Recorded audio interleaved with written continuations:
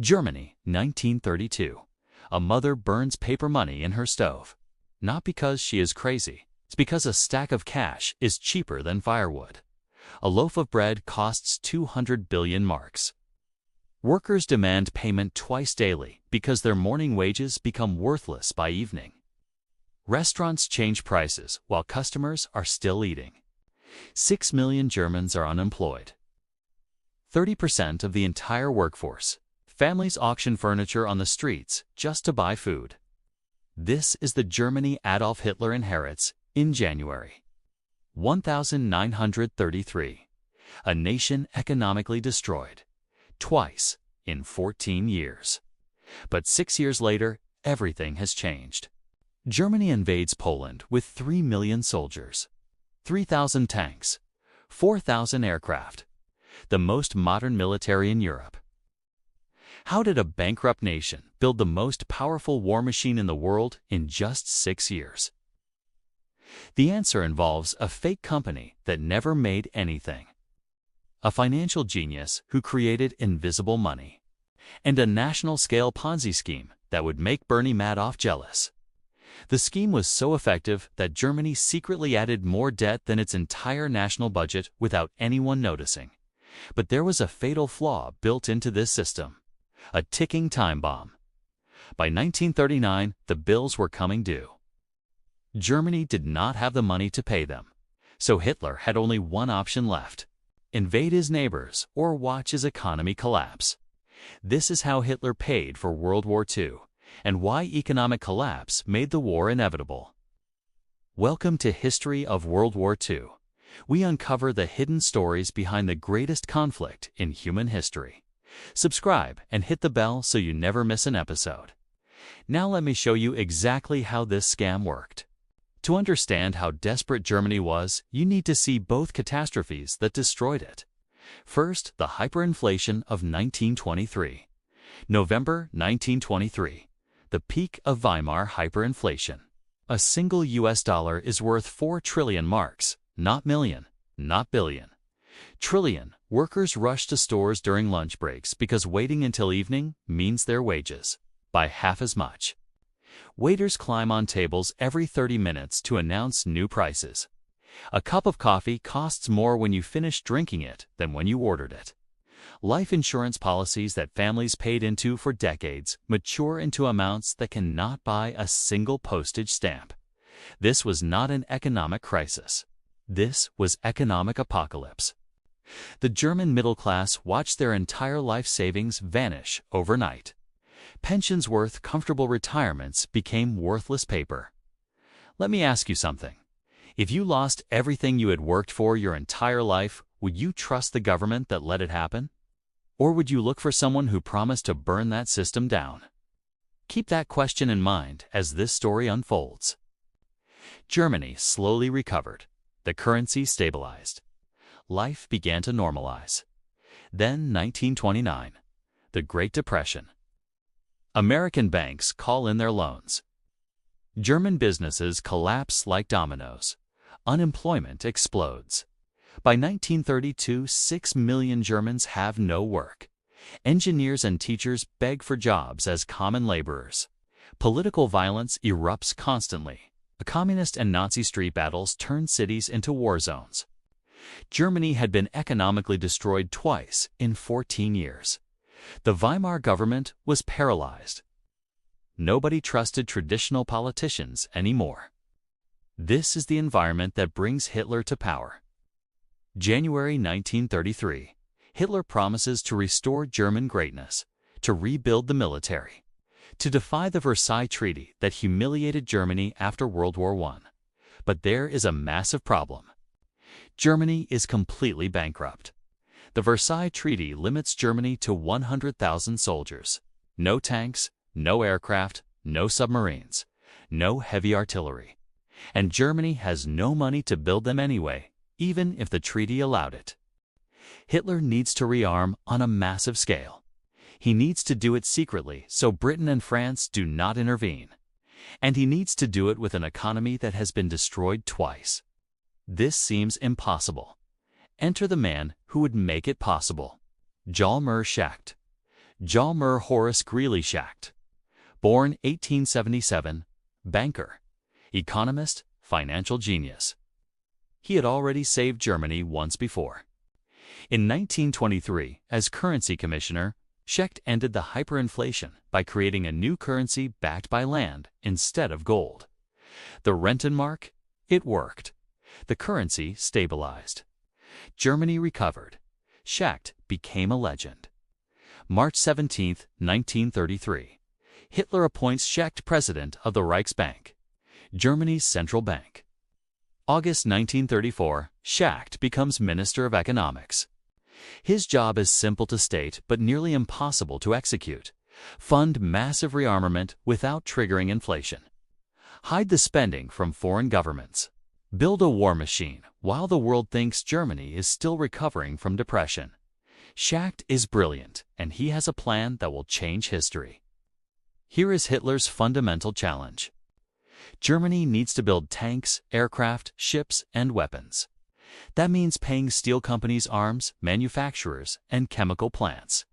Massive payments. But if the Reichsbank simply prints money to pay them, things happen. First, inflation explodes again. Germans will not tolerate that. They lived through 1923. They remember burning money for heat. Second, the payments appear on official Reichsbank statements. Foreign governments will see them. They will know Germany is rearming in violation of Versailles.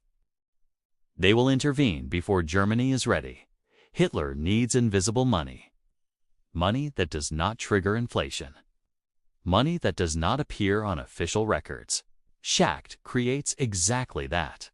In 1934, Schacht creates a company called Metallurgische Forschungsgesellschaft, Metallurgical Research Company. MEFO for short. On paper, it looks like a legitimate research consortium. For major German companies own shares: Siemens, Krupp, Rheinmetall, Güterflugzeug. The total capitalization is only 1 million Reichsmarks. In reality, MEFO does absolutely nothing. It has no employees doing research, no facilities, no products. It is a shell company with letterhead and a bank account. But this fake company is about to fund the largest secret rearmament program in history. Here is how the scheme worked step by step. Imagine you are a German arms manufacturer in 1935. The government orders 1,000 tanks from you.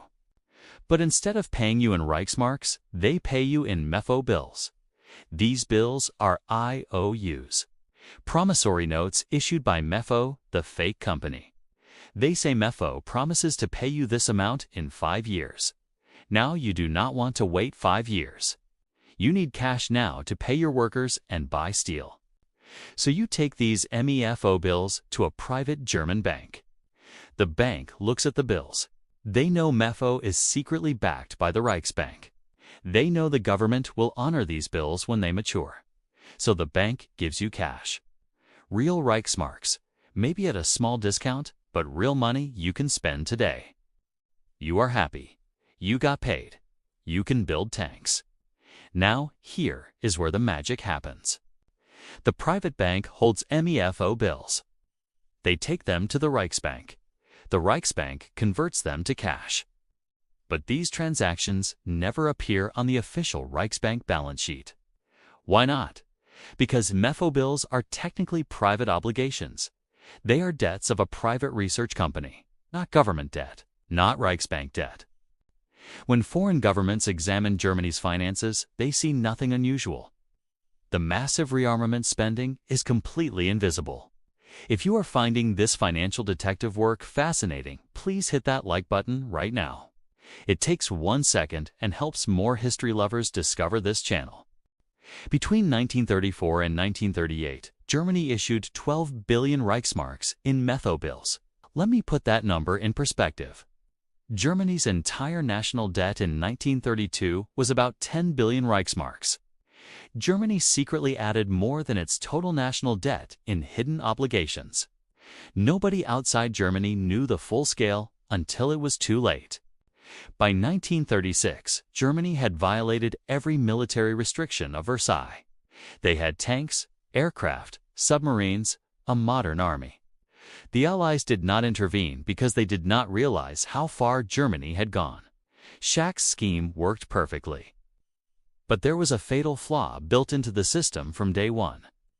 Those MEFO bills come due in 5 years. The first bills were issued in 1934. They mature in 1939. And Germany does not have 12 billion Reichsmarks to pay them back. The clock is ticking. And this is when the Ponzi scheme comparison becomes terrifyingly accurate. Here is how a Ponzi scheme works. You promise investors high returns. You pay early investors with money from new investors. The scheme works as long as new money keeps flowing in. But eventually, you run out of new investors. The scheme collapses. Everyone loses everything. Nazi Germany's economy worked exactly the same way.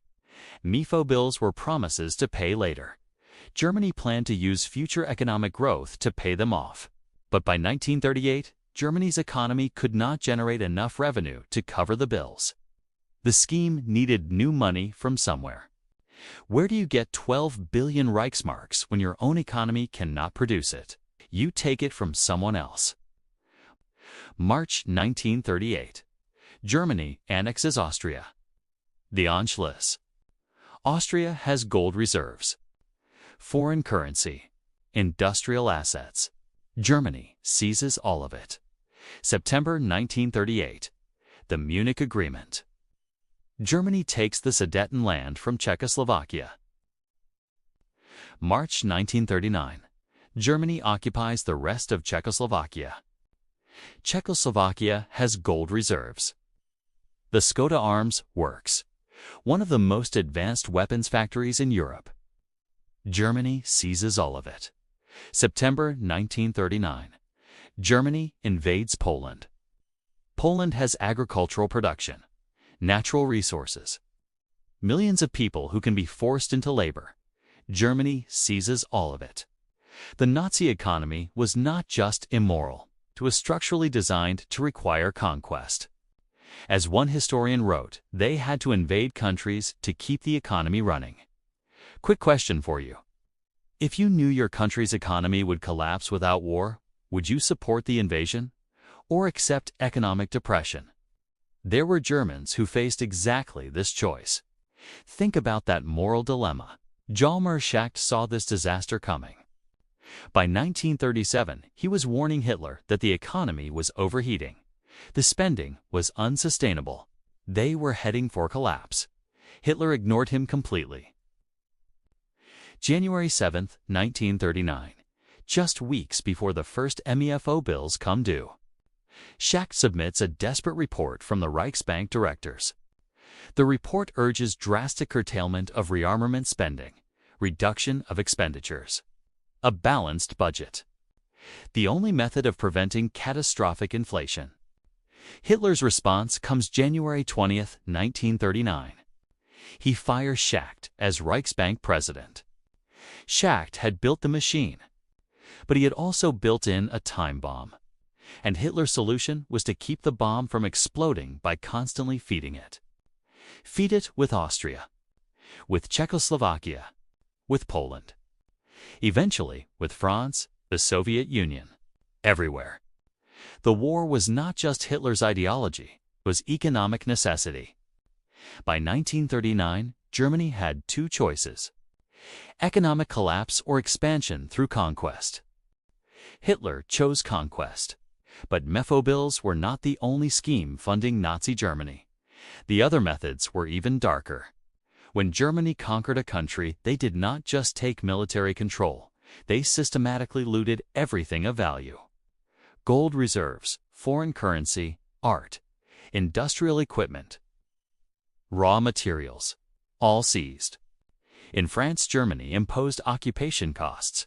France had to pay Germany 400 million francs per day. Think about that. France paid for its own occupation. In the Soviet Union, Germany planned to extract grain, oil, and minerals to feed the German war machine indefinitely. The entire economic model was parasitic. It required constant new hosts to survive. Then there was slave labor. Concentration camp prisoners were forced to work in German factories, building weapons, manufacturing parts, mining coal. Major companies used this slave labor. Prisoners were worked until they died. When they died, they were replaced with new prisoners. The Nazi economy was not just funded by theft. It was built on slavery. This is not just morally horrifying. This is the economic structure that made genocide profitable. If you want to understand how economics and atrocity connected in ways most people never learn about, subscribe to History of World War II. We go deeper than any textbook. Here is another scheme that shows how deep the theft went. The Volkswagen, the people's car. Germans were told they could own an automobile if they saved through the Deutscharbeitsfront. Pay a little each month. Eventually receive your Volkswagen. 275 million Reichsmarks were collected from German savers. How many civilian Volkswagens were delivered during the entire Third Reich? 0. The factory was converted to military production. The Kubelwagen military vehicle instead of the promised people's car. German savers lost everything. It did not receive compensation until the 1960s. The Nazi economy did not just steal from conquered enemies. It stole from its own people. Here is yet another scheme. In the 1920s and early 1930s, Germany borrowed huge sums from Britain, France, and the United States. The loans were supposedly to help Germany pay Versailles reparations. Germany took the money. Then Hitler stopped paying reparations in 1933, but he kept the loan money. So Germany used money borrowed from Britain and France to build the army that would invade Britain and France. When Germany invaded France in 1940, the new Vichy government forgave part of the debt. Germany got free money from its future enemies to fund their own destruction. And of course, the confiscation of Jewish property, Jewish businesses, bank accounts, homes, art. Everything seized by the state, sold, used to fund the regime. This was not just persecution. It was systematic theft financing the government. Every single aspect of Nazi economics was built on taking from others without compensation. So by 1939, the Nazi economy ran on mefo bills, plunder, slave labor, and theft. And none of it was sustainable. By 1939, the Nazi economy balanced on a knife edge. MEFO bills were coming due. Germany could not pay without plundering more countries. The economy was overheated. Inflation was creeping back. Shortages were appearing everywhere. Schacht had warned this would happen. He was proven completely right. But instead of pulling back, Germany accelerated. Because pulling back meant economic collapse, unemployment, political crisis, the end of the Nazi regime. Hitler's only option was forward. This is what most people do not understand about Nazi Germany. The war was not just ideology, it was economic necessity. The Nazi economy was designed to require expansion. Without conquest, it collapsed. Historian Adam Tooze wrote an entire book about this, called The Wages of Destruction. His thesis is devastating. Nazi Germany was living on borrowed time from day one. The economic model required constant warfare to survive. When Germany invaded the Soviet Union in 1941, it was not just about living space or racial ideology. It was about oil from the Caucasus, grain from Ukraine, resources to keep the economy from imploding. The war was the economy. The economy was the war. And when Germany started losing territory in 1943 and 1944, the economic model unraveled completely. No more plunder, no more resources, just endless expenditure with nothing coming in. The Nazi economy was a pyramid scheme built on blood. And like all pyramid schemes, it eventually collapsed. Let me bring this all together. How did Hitler pay for World War II? The truth is, he did not. Not really. The Nazi economy was built on 4 pillars. First, creative accounting. MEFO bills allowed Germany to hide 12 billion Reichsmarks in debt, rearm in secret, build a war machine while the world thought Germany was recovering. Schacht's genius was creating invisible money, but invisible money is still debt. And debt comes due. Second plunder. Germany funded the war by stealing from everyone they conquered. Austria's gold, Czechoslovakia's weapons factories, France's occupation payments, Soviet grain, Polish labor. The Nazi economy was parasitic. It required constant new victims. Third, slavery. Concentration camp prisoners and forced laborers worked to death building weapons, creating more weapons to conquer more countries to create more slaves. The economic model was inseparable from genocide. Fourth, theft. Jewish property, defaulted loans, canceled reparations, even stealing from German savers through the Volkswagen scam. Every aspect of Nazi economics involved taking without compensation. So was Nazi Germany a Ponzi scheme? Essentially, yes. Early investors got paid with money from later investors, but the later investors were entire countries, and payment was extracted through conquest. MEFO bills came due in 1939. Germany did not have the money, so they invaded Poland. The loot from Poland funded operations in France. The loot from France funded invasion of the Soviet Union. As long as Germany kept winning, kept taking, the scheme worked. The moment Germany stopped expanding, the whole structure collapsed. This is why war was inevitable by 1939. Hitler had two options: expand or collapse. The Nazi economy was not built for peace. It was built for war. And that is how Hitler paid for World War II, with promises he could not keep, with money he did not have, with resources he stole, with labor he enslaved. The Nazi war machine was not funded by economic strength. It was funded by a scam that required constant conquest to avoid collapse.